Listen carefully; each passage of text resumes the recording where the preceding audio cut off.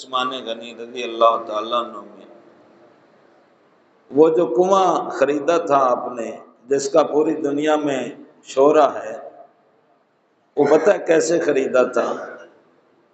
پہلے آپ نے اس کو فرمایا کہ اس کے پیسے لے لو، اور وہ یہودی تھا کنویں کا مالک، اس کے پیسے لے لو اور یہ کنواں مجھے دے دو۔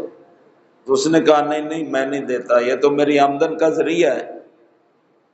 آپ نے فرمایا اچھا چلو پھر میرا اس میں حصہ ڈال لو، آج کل آپ کہتے ہیں شیئر کر لو، تو فرمایا میرا حصہ ڈال لو، اتنے پیسے اس کو آپ نے دیے، 12,000 روپے چاندی کے اس کو دیے۔ اب فرمایا اب ایک دن یہ کنواں میرا ہوگا، دوسرے دن تمہارا ہوگا۔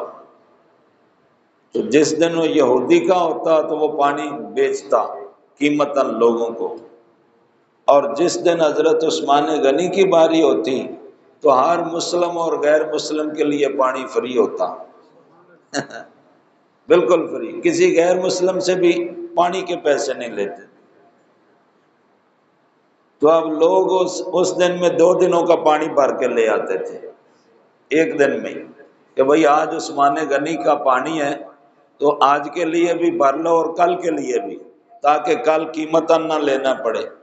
اب کچھ جو دور دراز کے لوگ تھے وہ وہاں آتے اور قیمتاً لے جاتے، آہستہ آہستہ چند ہفتوں میں اس کا کاروبار ٹھپ ہو گیا۔ تو اس نے کہا عثمان باقی کے پیسے بھی دے دو اور یہ کنواں تم ہی لے لو۔ تو فرمایا میں نے تمہیں پہلے ہی کہا تھا کہ مجھے ہی دے دو۔ اس طرح سے 35,000 روپے میں آپ نے وہ کنواں خرید کر اعلان کر دیا اب قیامت تک اس کنویں کے پانی کا کسی سے ایک پیسہ بھی نہیں لیا جائے گا، جب تک یہ کنواں پانی دیتا رہے گا۔ عثمان کی طرف سے یہ امت کی خدمت ہے۔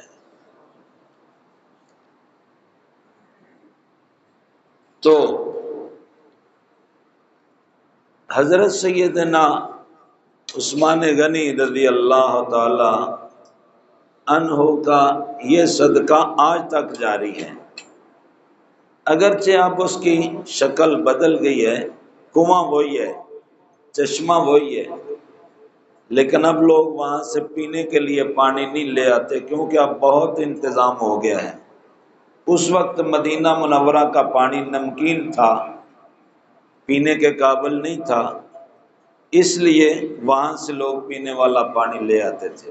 آج بے شمار انتظام ہو گئے ہیں، لیکن اس کے پانی کا فیضان آج بھی جاری ہے۔